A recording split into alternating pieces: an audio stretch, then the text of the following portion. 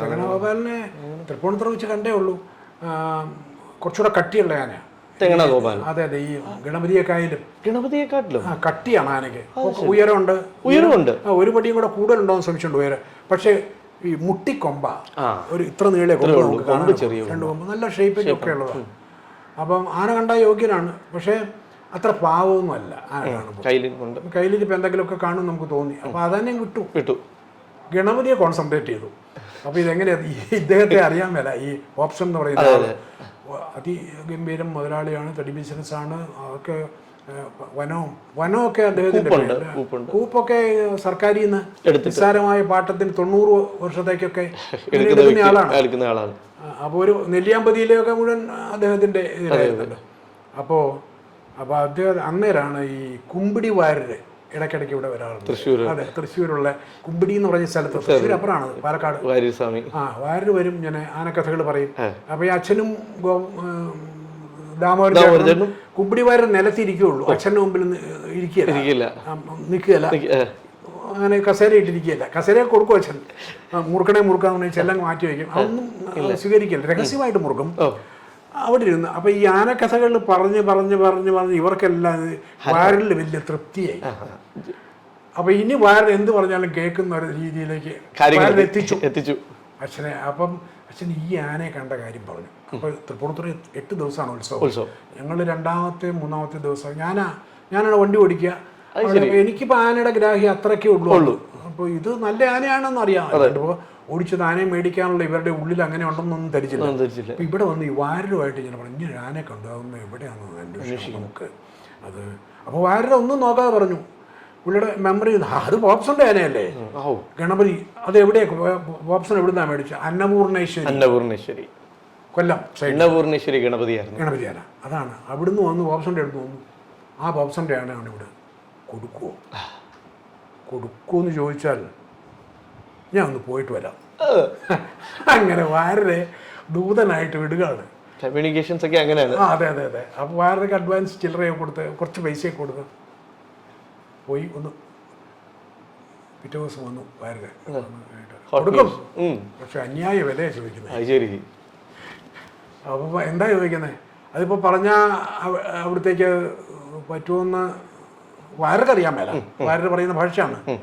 അതിപ്പോൾ അങ്ങനെ അങ്ങോട്ട് പറഞ്ഞു കഴിഞ്ഞാൽ വാരരെ ഇഷ്ടപ്പെടുമെന്ന് പറയും. അല്ല അയാൾ പറഞ്ഞ തുക പറഞ്ഞോളൂ, അതിനിപ്പോൾ എന്താ നോക്ക് പറ്റുമൊക്കെ ആവാം, വേണ്ട. അപ്പോൾ 2 മുകളിൽ തുകയാണ് പറയുന്നത്. അന്നിപ്പോൾ 2 എന്ന് പറഞ്ഞാൽ 1 രൂപ ഒരു ഇല്ല, ഏറ്റവും കേമനായ ആനയ്ക്ക് 1 രൂപ എന്ന് പറഞ്ഞാൽ 1 ലക്ഷം പോലും. അപ്പോൾ 2 മുകളിൽ തുകയാണ് പറയണമെന്ന് പറഞ്ഞു. അപ്പോൾ ഒരു കാര്യം ചെയ്യാം, നമുക്ക് പോകാം തൃപ്പൂണിത്തുറ ഒന്നുകൂടെ ഒന്ന് ശരിക്കും കാണാം. അങ്ങനെ ശരിക്കും കണ്ടു. അവിടെ ഞാനും പോയിരുന്നു. അപ്പോൾ ഇങ്ങനെ ഇവർ പറയുന്നത് കേൾക്കാൻ ഞാൻ നഖം എത്രയുണ്ടെന്ന് നോക്കി. നഖത്തിൻ്റെ നിറം എന്താണ്? 18 നഖം, വെളുത്ത നിറമാണ് ആനയ്ക്ക്. ഇല്ല, അംഗമൊന്നും ഉണ്ടാവില്ല. അതായത് നല്ല സ്വഭാവമായിരിക്കും. കറുത്ത പുള്ളികളൊക്കെ ചില ആനകൾക്ക്, കറുത്ത പുള്ളി വായിലും തുനിനാക്കയിലും ഒക്കെ. അപ്പോൾ വാ വിളിച്ച് നോക്കി, വിളിച്ച് തുനിനാക്കിയ കുറച്ച് പ്രശ്നമില്ല. നാക്കിൻ്റെ അറ്റത്ത് പുള്ളി ഉണ്ടെങ്കിൽ കുടുംബത്തിൽ നിൽക്കാൻ കൊള്ളത്തില്ല. മുകളിലുണ്ടെങ്കിലും അത്ര നല്ല ലക്ഷണമാണ്. അപ്പോൾ അതൊന്നുമില്ല, ക്ലീനാണ്. അത് കുഴപ്പമില്ല. വാല് നോക്കിയിട്ട് അത്യാവശ്യം വാലുണ്ടെന്ന് പറഞ്ഞു കഴിഞ്ഞാൽ വാല കൊണ്ട് ഇറങ്ങി വാലുകൊണ്ട് ഇങ്ങനെ ഈ ചൂലുകൊണ്ട് അടിക്കുന്ന പോലെ വരരുത്, അത് ദുർലക്ഷണമാണ്. അപ്പോൾ അത് ഒരു അരയടിയെങ്കിലും കയറി കിടന്ന് നല്ല ധാരാളം പീലിവാലാണ്. വളവില്ല.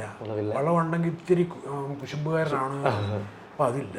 അപ്പം ആപാട് നോക്കിയിട്ട് കുഴപ്പമൊന്നുമില്ല. ആന ഈ നടത്തി ആന നടത്തിക്കാണെന്ന് പറഞ്ഞാൽ എന്താണെന്ന് വെച്ചാൽ, ആന നടക്കുമ്പോൾ ഈ നട വയ്ക്കുന്ന ഒരു സ്ഥലം എവിടെയാണ് നമ്മൾ നോട്ട് ചെയ്യും. ആന ഇവിടെ നട വെച്ചു, പിന്നീട് ഈ അമരം വയ്ക്കുമ്പോൾ ഈ നടയുടെ മുമ്പിൽ വെക്കണം, ഒരടിയെങ്കിലും മുമ്പിൽ വെക്കണം. അതൊരു നല്ല ഹെൽത്തി ആനയുടെ ലക്ഷണമാണ്. കുട്ടിയാനകൾ അങ്ങനെ തന്നെയാണ്, സംശയമില്ല. ഒരു 10, 35, 40 വയസ്സ് കഴിഞ്ഞാൽ അങ്ങനെയുള്ള ആനകളാണെങ്കിൽ ഹെൽത്തിന് വലിയ കുഴപ്പമില്ല. പിന്നെ എരണ്ടം നോക്കണം. ഇതിനവിടെ നടത്തിച്ചു, കൊള്ളാം, അങ്ങനെ നടക്കുന്നുണ്ട്. എരണ്ടം നോക്കി, എരണ്ടത്തിന് ശകലം പ്രശ്നം ഉണ്ടായിരുന്നു, അന്ന് തന്നെ ഉണ്ടായിരുന്നു. ഇത്തിരി അരവ് കുറവാണ്. കാരണം അപ്പം നമുക്ക് തോന്നി അത് സ്ഥിരം പണിയുള്ള ആനയായിരുന്നു. അപ്പം അതുകൊണ്ട് അരവിന്ദ് പിന്നെ ഇങ്ങനൊരു അസുഖവും വന്നിട്ടുണ്ട്, അത് പറഞ്ഞു. അപ്പോൾ അതൊരു സാരമാക്കാനുള്ള ഒരു കാര്യമല്ല, നമുക്ക് വേണമെങ്കിൽ ട്രീറ്റ് ചെയ്ത് ശരിയാവുന്നതേ ഉള്ളൂ. നടത്തുന്നത് നമ്മൾ പോന്നു. ഇവിടെ വന്നിട്ട് വാരോട് പറഞ്ഞു, എന്നാൽ വാരൊന്ന് അന്വേഷിക്കും, നമുക്ക് അയാൾ പറഞ്ഞ കാശിൽ എന്തെങ്കിലും കുറയുമെന്ന് അറിയാം ആദ്യം, അതല്ലെങ്കിൽ നമ്മൾ വേണമെങ്കിൽ വരാം. അല്ല അത് വേണ്ട, അങ്ങ് വരണ്ട, ഞാൻ പോയി നോക്കട്ടെ. അപ്പം നമുക്ക് ന്യായമായിട്ടുണ്ടാകാവുന്നൊരു സംശയം ഉണ്ടല്ലോ അതിൽ, ഇതിനിടയ്ക്ക് എന്തെങ്കിലും ഒരു ബിസിനസ്. അതെ അതെ. അപ്പോൾ അങ്ങനെയാണെങ്കിൽ തന്നെ അയാൾ പറഞ്ഞൊരു തുകയുടെ അടുത്ത് വരാൻ മുടക്കാൻ നമ്മൾ തയ്യാറാണ്. അപ്പോൾ അതിൻ്റെ അടുത്ത് കുറച്ചിപ്പം ഓപ്ഷൻ കൊടുക്കുന്നതിന് ഇപ്പം കുറച്ച് വയറും എടുത്തെന്ന് വിചാരിച്ച് സാരമില്ലാന്ന് ഒരു സ്ഥിതിയാണ് അച്ഛനോട്. അപ്പോൾ അത് ഞങ്ങൾ ആലോചിച്ചാൽ തീരുമാനിച്ചു. അങ്ങനെ എന്താ നിനക്കെന്താ തോന്നി ആനയെ കണ്ടിട്ട്? നിനക്കെന്താ തരക്കേട്, നല്ല ആനയാന്ന് തോന്നുന്നു. മറ്റ് ലക്ഷണങ്ങളൊന്നും എനിക്കിപ്പോൾ അച്ഛനും ദാമോദരൻ ചേട്ടനും ആനമുത്തപ്പൻ നായി, ആ ദാമോദരൻ ചേട്ടൻ ഞങ്ങൾ വിളിക്കുക മുത്തപ്പൻ തന്നെയാണ്. ആനയുടെ കാര്യങ്ങളെല്ലാം ഇദ്ദേഹമായിട്ട് ആലോചിച്ച് അച്ഛൻ പതിവുള്ളൂ. ഒരാനയെ കൊടുത്താൽ അതിന് കിട്ടുന്ന ലാഭത്തിൻ്റെ ഒരു വിഹിതം അദ്ദേഹത്തിന് കൊടുക്കും. വെറുതെ അല്ല, പക്ഷെ നമ്മുടെ കൂടെ എല്ലാ കാര്യത്തിനും ഉണ്ട്. അതായത് നമ്മുടെ കുട്ടികളുടെ ആരുടെ മാര്യ അല്ലെ എൻ്റെ മാര്യ എല്ലാ കാര്യത്തിലും ഇദ്ദേഹം എവിടെ കഥകളി ഉണ്ടെങ്കിലും അച്ഛനും ഒരു ഉത്സവം തുടങ്ങി അങ്ങ് പോവുക. തൃപ്പൂണിത്തുറ മാത്രം വയ്ക്കാം അവിടെ. അപ്പം ഒരു സർവ്വവ്യാപിയാണ് അദ്ദേഹം. ഇവിടെ ഞങ്ങളെ സംബന്ധിച്ചിടത്തോളം ഈ ഞങ്ങളുടെ തന്നെ ഒരാളെ പോലെയാണ് നമുക്ക് അദ്ദേഹത്തെ ദാമോദരൻ ചേട്ടൻ. ഈ ദാമോദരൻ ചേട്ടൻ എന്ന് പറയുന്നത് മറ്റാരുമല്ല, ഈ പഴയടം മോഹൻ എന്ന് പറയുന്ന ഇല്ലേ അദ്ദേഹത്തിന്റെ അച്ഛനാണ്. പഴയടത്തെയാണ് അദ്ദേഹം. പിന്നീടൊരു ബന്ധം കൂടെ ഉണ്ടായി. എൻ്റെ പെങ്ങളെ കൊടുത്തിരിക്കുന്നത് ദാമോദരൻ ചേട്ടൻ്റെ മൂത്ത മകനാണ്. അതുകൊണ്ട് അപ്പൊ ആ ബന്ധം ഒന്ന് അരക്കിട്ട് ഉറപ്പിച്ചു അച്ഛൻ. വെറും ആനയും കഥകളിയായിട്ടുള്ള ബന്ധം പോരാ, കുടുംബപരമായ ബന്ധം കൂടെ വേണമെന്ന് അങ്ങനെ തീരുമാനിച്ചു. ഡീപ്പായിട്ട് ഇപ്പോഴും രണ്ടുപേർക്കും കുഴപ്പമൊന്നുമില്ല. അപ്പോൾ നമ്മൾ പറഞ്ഞു വന്നത് വാരിൽ പോയി വന്നു. അപ്പോൾ അത് കുഴപ്പമില്ല, അതിൻ്റെ അകത്ത് 10 പൈസ കുറയില്ല. 10 ഒരണ പോലും അങ്ങനെ കുറയില്ല. അതൊന്നും അങ്ങനെ ആയിക്കോട്ടെ, നമുക്ക് കുഴപ്പമില്ല. അപ്പോൾ അങ്ങനെയാണെങ്കിൽ അങ്ങനെ അഡ്വാൻസ് എന്തെങ്കിലും അഡ്വാൻസ് വേണ്ട. അപ്പം അങ്ങ് പറഞ്ഞാൽ മതി, തമ്പുരാൻ എന്നാണ് വിളിക്കുക. തമ്പുരാൻ പറഞ്ഞാൽ മതി, ആന ഇവിടെ കൊണ്ടുതരും. അത്രയും പറഞ്ഞ ഞാൻ വെച്ചിട്ടുണ്ട്. എല്ലാം സെറ്റ് വയറ് പറയാണ്. അങ്ങനെ തന്നെ പറഞ്ഞോളൂ, കുഴപ്പമില്ല. 2.5 ലക്ഷം രൂപയല്ലേ മോഹവില. അതിഭയങ്കര വിലയല്ലേ, അതിഭയങ്കര വില. അന്ന് ഒന്നില് മുകളിലേക്ക് വിലയില്ലെന്ന് ഞാൻ പറഞ്ഞല്ലോ. എത്ര ഗംഭീരനായ ആനയാണെങ്കിലും ഇപ്പൊ തെങ്ങണ ഗോപാലിനെ ഒന്ന് വാങ്ങിക്കുകയാണെങ്കിൽ ഒന്നി താഴെ ഒരു പൈസ കൊടുത്താൽ മതി കൊടുക്കുമെങ്കിൽ. സമ്മതിച്ചു. പിറ്റേ ദിവസം നല്ല ദിവസം നോക്കി, നല്ല മുഹൂർത്തം നോക്കി തറവാടിൻ്റെ ഔട്ട് ഹൗസിൽ കൊണ്ടുവന്ന് ആനയെ ഇറക്കി. ഇറക്കി.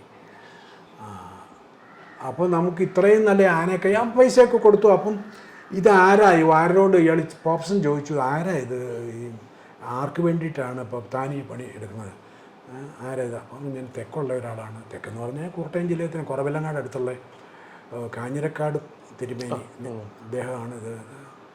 അങ്ങനെ ഒരു തിരുമേനി ഉണ്ടോ? എൻ്റെ കയ്യിൽ നിന്ന് 2.5 ലക്ഷം രൂപ ഒരു കുഴപ്പമില്ലാതെ ഞാൻ ചോദിച്ചു കഴിഞ്ഞപ്പോൾ അത് തന്നിട്ട് ഞാനേ അങ്ങനെ ഒരു തിരുമേനി ഉണ്ടോ എന്നുള്ള അർത്ഥത്തിൽ പറഞ്ഞു എന്നൊക്കെയാണ് വാരത പറഞ്ഞത്. ഏതായാലും അങ്ങനെയൊന്നും ഉദ്ദേശിച്ചില്ല, മോഹിച്ച് കെട്ടി അങ്ങനെ നല്ലൊരു സെക്കൻഡ് ടോക്ക് ഒന്നും ഇല്ലായിരുന്നു. ഇല്ല അതൊന്നുമില്ല. കാരണം ആന അത്രയും ഇഷ്ടപ്പെട്ടു, അവർക്ക് ഇഷ്ടപ്പെട്ടു. ആന വന്നു കഴിഞ്ഞപ്പോൾ പ്രശ്നം എന്ന് പറഞ്ഞാൽ ഈ ആനയെ ഇത്രയും കാശ് കൊടുത്ത് ഇവിടെ കൊണ്ടുവന്ന ആനയെ നോക്കാൻ അതുപോലെ പാപ്പാമാർ വേണം. നമുക്ക് ഈ കുഞ്ഞിരാമൻ നായരും മറ്റാളുകളും അത്രയൊന്നും ആയിട്ടില്ല.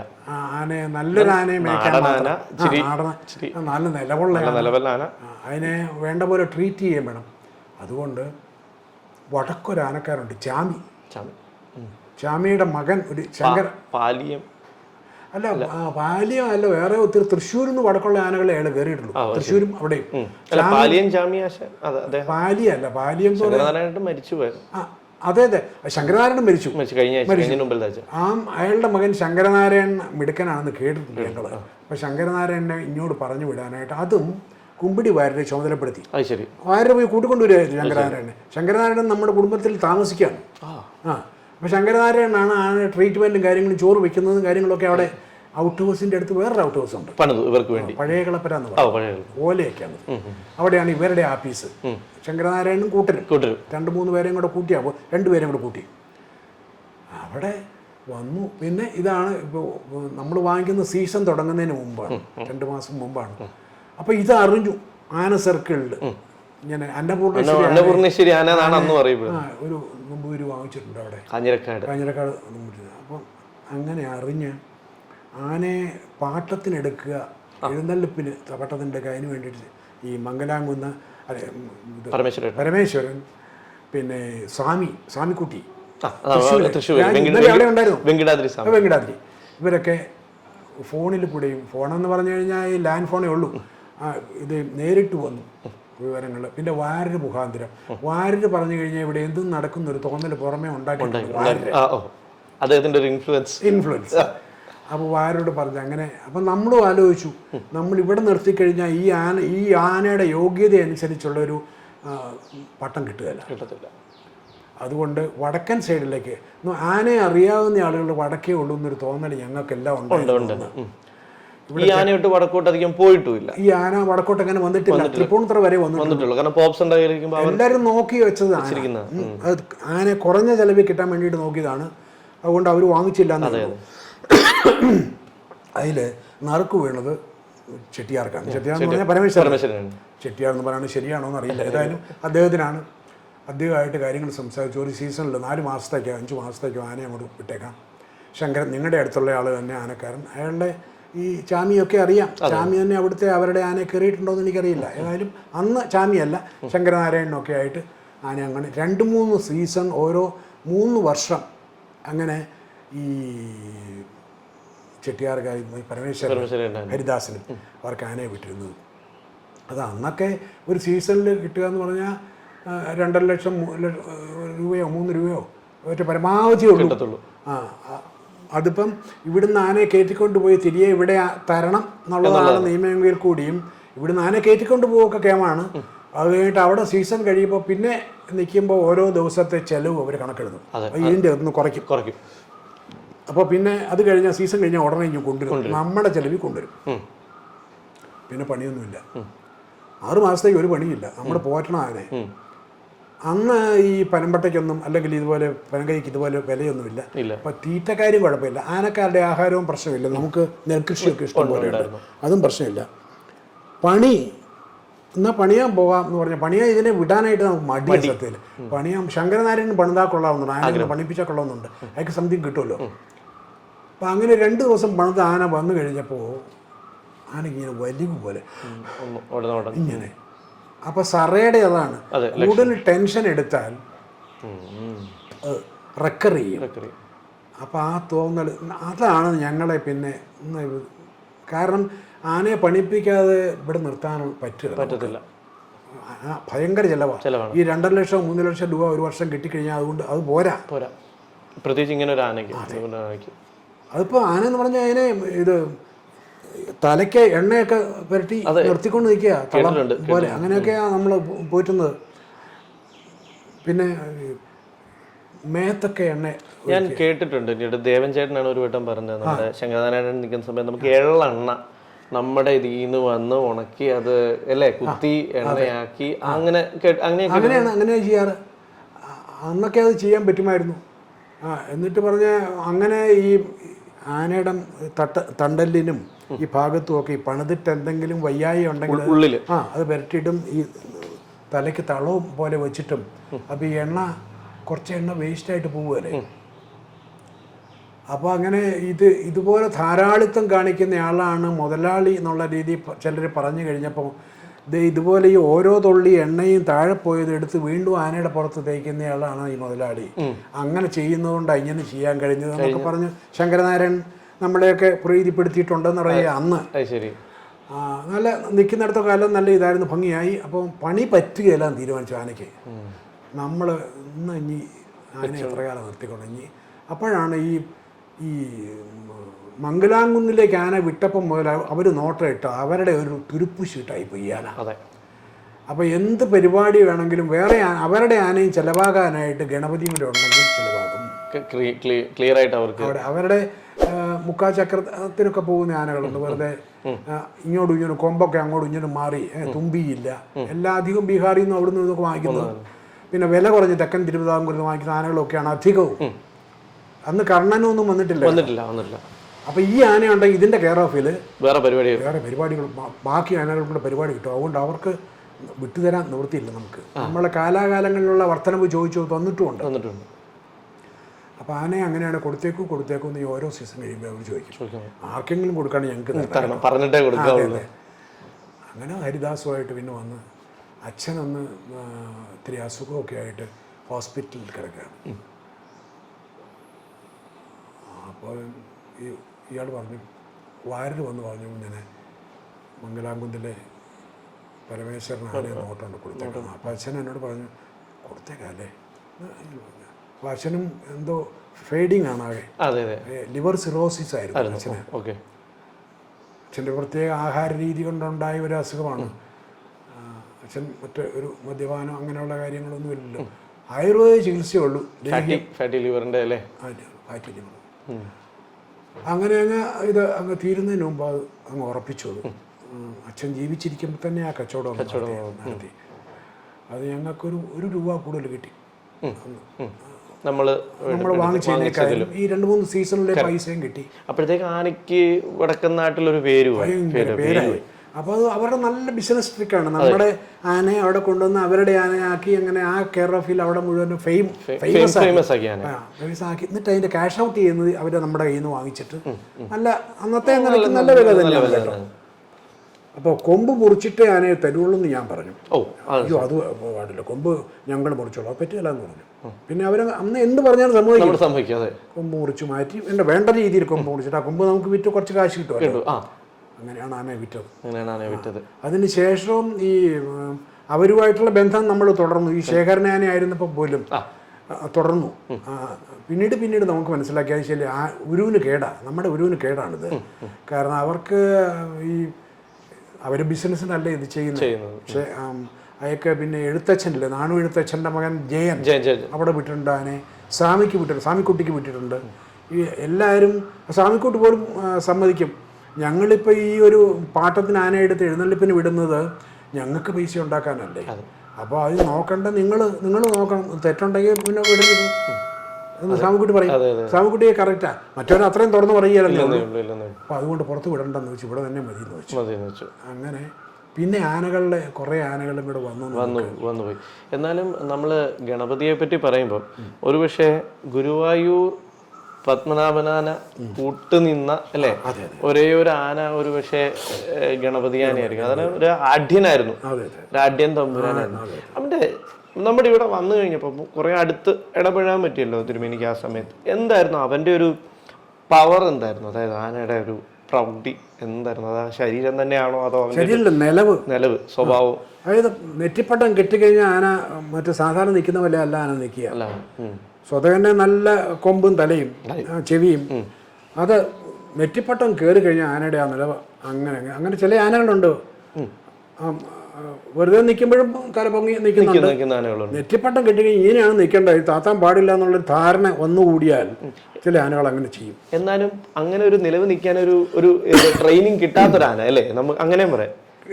അല്ല, അന്നപൂർണേശ്വരി അവിടെ നിന്നപ്പം ആന എഴുന്നള്ളിപ്പിന് ധാരാളം പോയിട്ടുണ്ട്. അത് ശരി. അവിടെ നിന്നാണല്ലോ ഇദ്ദേഹം പണിയായി, ഒരു പണിയാനയായി. അതുകൊണ്ട് ആളുകൾ ശ്രദ്ധിക്കാതെ ഇല്ലേ വടക്കുന്ന് ആനയെ റാഞ്ചിക്കൊണ്ട് പോയത്. അവന്റെ സ്വഭാവം എങ്ങനെയായിരുന്നു? അവന്റെ ഒരു ചിട്ടകളും ശീലങ്ങളും ഒക്കെ എങ്ങനെ നമ്മുടെ തറവാട്ടി വന്നതിന് ശേഷമൊക്കെ പിന്നെ ഓഫ് സീസണിലാണ് നീര് 2.5 മാസം 3 മാസം നീരായിട്ട് നിൽക്കും. കാലത്ത് നല്ല ട്രീറ്റ്മെന്റ് നമ്മൾ കൊടുക്കണം. ഒന്നാം പാപ്പാന് ഇത് കഷ്ടിച്ച് വിളിച്ചിട്ട് അടുത്തേക്ക് എത്താന്ന് പറഞ്ഞു കഴിഞ്ഞാൽ കുറച്ച് റിസ്കിയാണ്. ശങ്കരനാരായണൻ അത്യാവശ്യമൊക്കെ ചെയ്യുന്നുണ്ട്. എന്ന് പറഞ്ഞാൽ ആനയെ ഇരുത്തിയിട്ട് കഞ്ഞിയൊക്കെ കൊണ്ടുവച്ച് കഴിഞ്ഞാൽ കുടിപ്പിക്കുക. ആഹാരം കിട്ടിക്കഴിഞ്ഞാൽ അതിലേക്ക് ശ്രദ്ധ വരുമല്ലോ ആനയ്ക്ക്. അപ്പോൾ ഈ മുൻകാലിലെ വാറ് അത് ഒന്ന് അയച്ചിടാനായിട്ട് ശ്രമിക്കാറുണ്ട്. കുറേയൊക്കെ നടക്കും. പിൻകാലിൽ അങ്ങനെ കുഴപ്പമില്ല, നമുക്ക് മാറ്റി ഇടാം. ഒന്ന് മാറ്റിയിടാം. ആനക്കാരൻ ആരെ കൊണ്ടെങ്കിലും ചെയ്യിക്കുക, ഇയാൾ നിന്നാ അവിടെ. അപ്പോൾ ഈ ഒന്നാം പാപ്പാനെ അനുസരണയ്ക്കുന്ന ഒരു രീതിയാണ് അത് ഇവനും ഉണ്ട്. ശരി, ശേഖരൻ ശേഖരനുണ്ട്. ശേഖരനെ ക്ലീനായിട്ട് നമുക്ക് മാറ്റാം. ഫ്രണ്ട് കയറി നല്ല ഫ്രണ്ട് കയറി ഒന്നാം പാപ്പാന് വേറെ ആരെ കൊണ്ടും പറ്റില്ല. നമുക്ക് പറ്റിയല്ല. നമുക്ക് ആനെ അറിയുമെങ്കിൽ കൂടി ആനയുടെ അടുത്തേക്ക് എടുക്കാൻ പറ്റില്ല, ശ്രമിച്ചിട്ടില്ല, നമ്മളതിന് പോയിട്ടില്ല. അപ്പോൾ ഇത് ഗണപതിക്ക് അത് ചെയ്യാൻ പറ്റുമായിരുന്നു. അപ്പം ഒന്നാം പാപ്പാനെ വിശ്വസിക്കാതെ അങ്ങനെ മനസ്സറിഞ്ഞങ്ങ് ഒരു വടിക്കമ്പ് മാത്രം മതി. അത് കക്ഷത്തിൽ വെച്ച് നമ്മൾ മുമ്പേ നടന്നാൽ മതി. അയാൾ ശങ്കരനാരായണൻ നടന്നാൽ മതി, ആന കൂടെ വന്നോളും. ഒരു വാക്ക് പോലും പറയണ്ട. അയാളുടെ പിന്നിൽ പറ്റി ഇങ്ങനെ നടന്നോളൂ. അത്ര സ്നേഹമാണ് അതിനോട്. അതുപോലെ ഒറ്റച്ചട്ടമല്ല, വേറെ ആർക്ക് വേണേലും കൊണ്ടു നടക്കാം.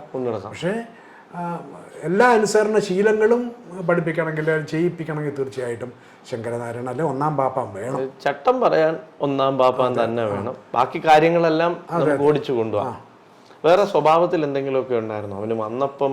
അതായത് അവിടെ നമ്മുടെ പോപ്സണിൽ നിന്ന് വന്നപ്പം ഒരു ചെറിയൊരു പ്രത്യേകതകൾ, പിന്നെ നമ്മൾ ഇവിടെ മാറ്റിയെടുത്തതായിട്ട് എന്തെങ്കിലുമൊക്കെ ഒരു സ്വഭാവം ഉണ്ടാക്കി? അല്ല, നമുക്ക് അറിയില്ല. അതിന് ഈ വേറൊരു ദൂഷ്യമുള്ളതായിട്ട് ഇങ്ങനെ എനിക്ക് എൻ്റെ ദൃഷ്ടിയിൽ പെട്ടിട്ടില്ല. ഈ ആനയുടെ ഈ ടെസ്റ്റിക്കിൾസ് ഉണ്ടല്ലോ, അത് പുറത്ത് കാണുക എന്ന് പറയുന്ന ദുർലക്ഷണമാണെന്നാണ് പറയുന്നത്, കേട്ടിട്ടുണ്ട്. അതെ. അപ്പോൾ ഇത് അങ്ങനെയാണെന്നാണ് പറയുന്നത്. ഫുൾ ടൈം പുറത്ത് അത്. പക്ഷെ നമുക്ക് ഇവിടെ നിൽക്കുന്ന കാര്യത്തുള്ള അനുഭവമില്ല, മംഗലാംകുന്നിൽ ചെന്നിട്ടുള്ള ഒരു അനുഭവമൊന്നുമില്ല. അപ്പോൾ അതും നമ്മളെ ഇങ്ങനെ അതൊരു ലക്ഷണത്തിന്റെ ഒരു അതെ. എന്നോട് പറഞ്ഞത് മാടം പൂഞ്ഞു വിടറാണ്. അത് ശരി, തമ്പുരാനാണ് വന്നത്. പുള്ളി പറഞ്ഞു താൻ എന്നെ കൊടുത്തോളൂ എന്ന്. തൃശ്ശൂരൊക്കെ എഴുന്നള്ളിപ്പ് ഉണ്ടായിരുന്നു. നമ്മുടെ ഈ മംഗലാംകുന്നയുടെ കെയർ ഓഫിൽ എഴുന്നള്ളിക്കുന്ന ഘട്ടങ്ങളിൽ എനിക്ക് ആനയെ കണ്ടിട്ട് നല്ല ഒന്നാം തരം ആന, ഒന്നാം തരമൊക്കെയാണ്, പക്ഷെ താൻ എന്നെ കൊടുത്തോളൂ. അതെന്താ അങ്ങനെ പറഞ്ഞേ? അത് ഇന്നതാണ്, അത് നല്ല ലക്ഷണമല്ല, സാറിന് ആനയ്ക്ക് പതിവില്ല അത്, ഇതങ്ങനെ, അത് മാത്രം. പിന്നെ എല്ലാം തികഞ്ഞങ്ങനെ എല്ലാവർക്കും കൊടുക്കുകയല്ലോ, എന്തെങ്കിലും ഒരു കുറവ്. അതെ, എന്തെങ്കിലും ഒരു കുറവ് വേണം. അത് കൊടുത്തോളൂ എന്ത് പറഞ്ഞു അദ്ദേഹം. അതിങ്ങനെ മനസ്സിൽ കിടക്കായിരുന്നു. അതും ഒരു കാരണമായി. പിന്നെ ഈ പണിക്ക് പറ്റുകയില്ല, അച്ഛനും പോയി. അച്ഛനും പോകുന്ന വക്കിലെത്തിക്കഴിഞ്ഞു. പിന്നെ അത് ഞാനിങ്ങനെ ഓരോരോ കാര്യങ്ങൾ, ആനയുടെ കാര്യം ഞാൻ നോക്കുകയാണെങ്കിൽ സിനിമയായിട്ട് അങ്ങനെ ബന്ധപ്പെട്ട് കോളേജ്. അപ്പോൾ പിന്നെ ബാക്കിയുള്ളത് ഇവിടെ തറവാട്ടിൽ താമസിക്കുന്ന ബാങ്കിൽ ജോലിയുള്ള ഒരു അനിയനാണ്. അപ്പോൾ ഇതെല്ലാം കൂടെ മാനേജ് ചെയ്യാൻ പറ്റാതെ വരും ആനക്കാർ. പണ്ടത്തെ രീതിയിലുള്ള ലൈഫ് ആനയ്ക്ക് സുരക്ഷിതത്വമോ ട്രീറ്റ്മെൻറ്റോ ഒന്നും ആനയ്ക്ക് കൊടുക്കാൻ പറ്റാത്ത സാഹചര്യം ഉണ്ടായി എന്നർത്ഥം. അച്ഛൻ്റെ മരണത്തോടുകൂടി പിന്നെ അത് പാർട്ടിഷനായി, ഓരോരുത്തർ ഓരോ സ്ഥലങ്ങളിലേക്ക് പോയി ജോലിക്കും ഒക്കെ. അതെ. അപ്പം അങ്ങനെ ആ ഒരു, എന്നാലും പിന്നെയും ഈ ആനപരിപാടികളെല്ലാം ഒന്നിച്ചാണ് ഞങ്ങൾ കൈകാര്യം ചെയ്യുന്നത്. ഒരാളുടെ എന്നൊക്കെ പറയുമെങ്കിൽ കൂടി പേരിൽ എങ്ങനെയാണെങ്കിലും എല്ലാം ഒന്നിച്ച് പരസ്പരം സംസാരിച്ചിട്ടാണ്. പിന്നീട് ആണ് ഇവൻ വരുന്നത്, ശേഖരൻ.